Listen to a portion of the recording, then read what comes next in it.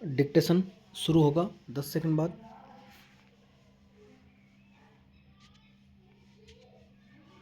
Start. केंद्र सरकार की यह कवायद पहले भी आलोचनाओं के घेरे में थी कि सोशल मीडिया पर जारी सामग्रियों की जांच उसकी ओर से गठित एक इकाई करेगी और उसके आधार पर टिप्पणी या सामग्री को किसी मंच पर से हटाना या उसे रहने देने का फैसला होगा।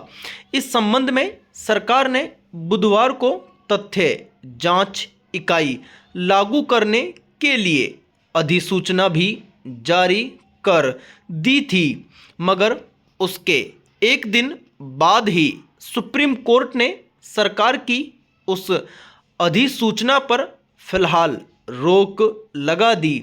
जाहिर है, सरकार अपनी जिस पहल को तथ्यों की जांच का नाम दे रही है, उसे शीर्ष अदालत ने अभिव्यक्ति की आज़ादी के खिलाफ बताया है।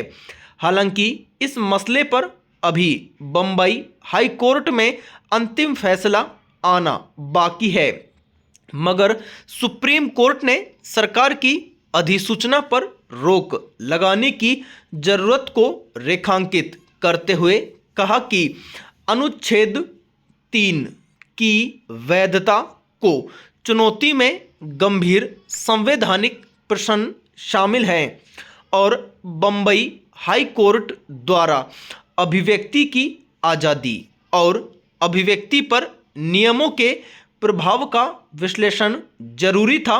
पैरा।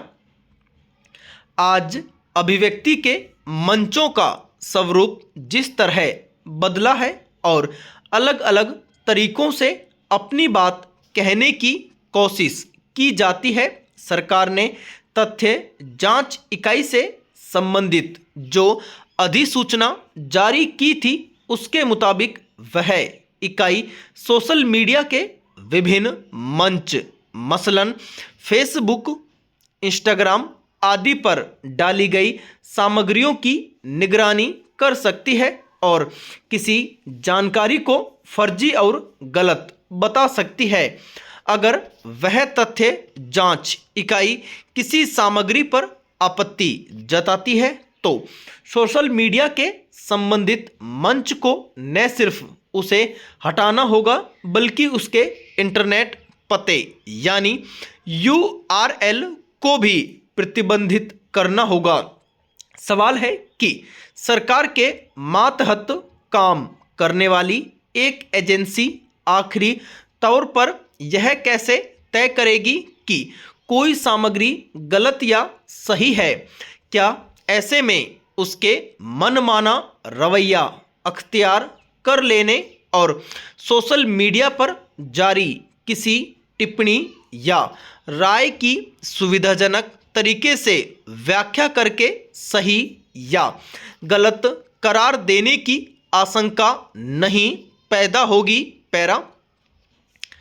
एक और देश के संविधान में अभिव्यक्ति की स्वतंत्रता बतौर अधिकार दर्ज है, तो दूसरी ओर अपनी सुविधा के मुताबिक उसकी मनमानी व्याख्या करके किसी मुद्दे पर लोगों को अपना पक्ष रखने को बाधित या हतोत्साहित करने की व्यवस्था की जाती है।